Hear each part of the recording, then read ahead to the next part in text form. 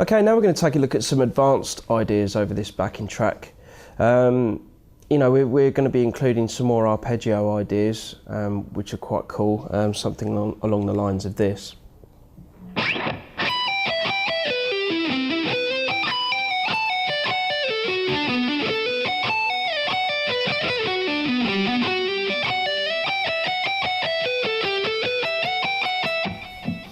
Okay, so that follows the chord progression quite nicely over what I would call the sort of chorus section with all the clean guitars and that kind of thing.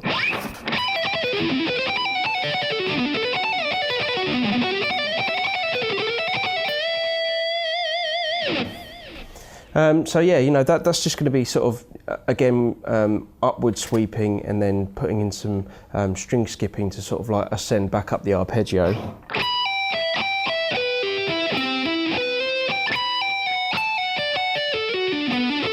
So the same idea with that, and then the same shape as what we started with.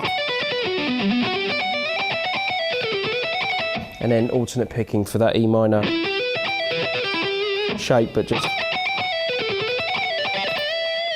kind of breaking it down for those bits. Stuff like that, sometimes it's nice to have arpeggios that outline chord progressions. It makes it sound a bit more like you kind of know what you're doing.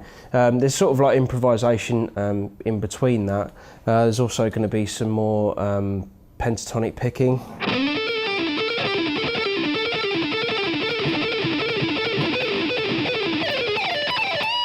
That kind of thing.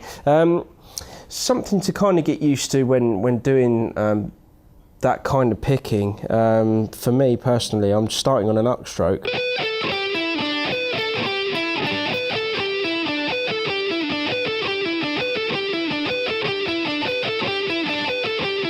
And it kind of consists of just having like a rest stroke in the middle, which makes it a little bit more comfortable.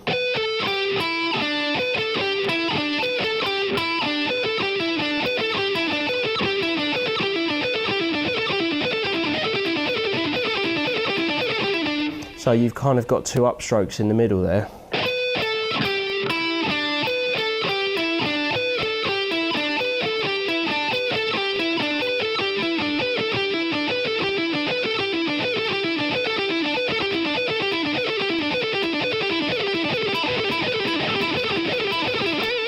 And it allows you to kind of get, some really good speed doing that kind of 5-note pentatonic lick, and then you can just spread it to the next sort of part of the pentatonic, where you can move to the B string, and then you can get that flat 5-note in there.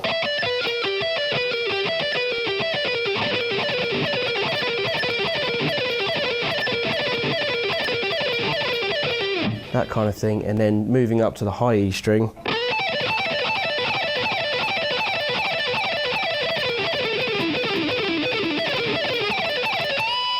And then you can, pretty much try and get used to changing between those different positions using that same technique. It's quite useful for playing really fast pentatonic stuff.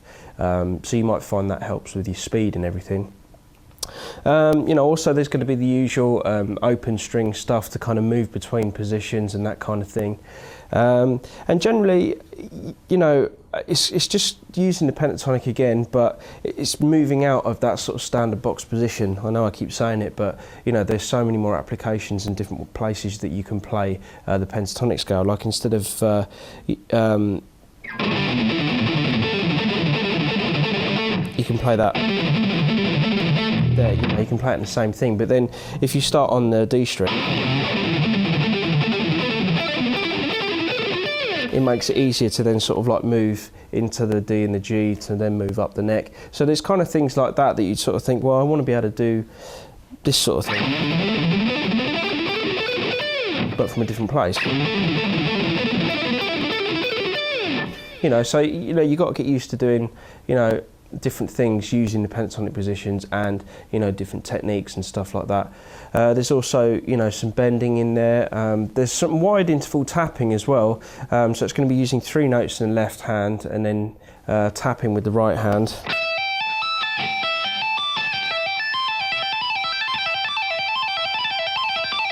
And then just kind of pulling off all the notes and then hammering on.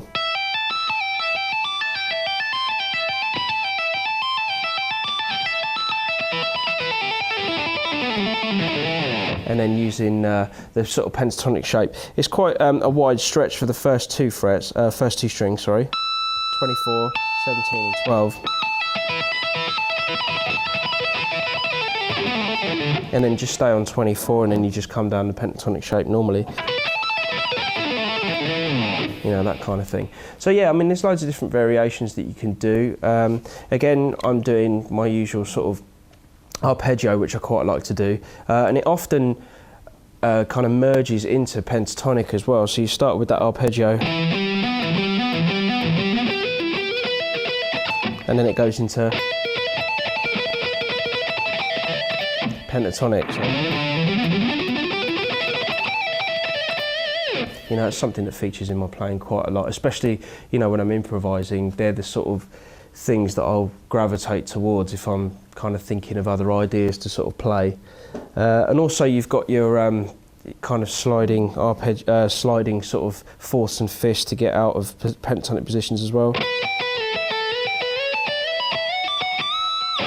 And open strings.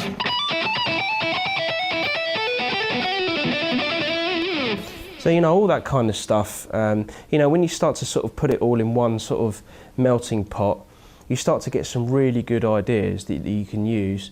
And, you know, not just over this backing track, but there's 3 backing tracks available. And, you know, all of these ideas are all relevant. And, you know, I'll have fun jamming with you on the DVD, even though I won't get to see you. But hopefully a lot of the ideas that I've been using will really help you improve your playing.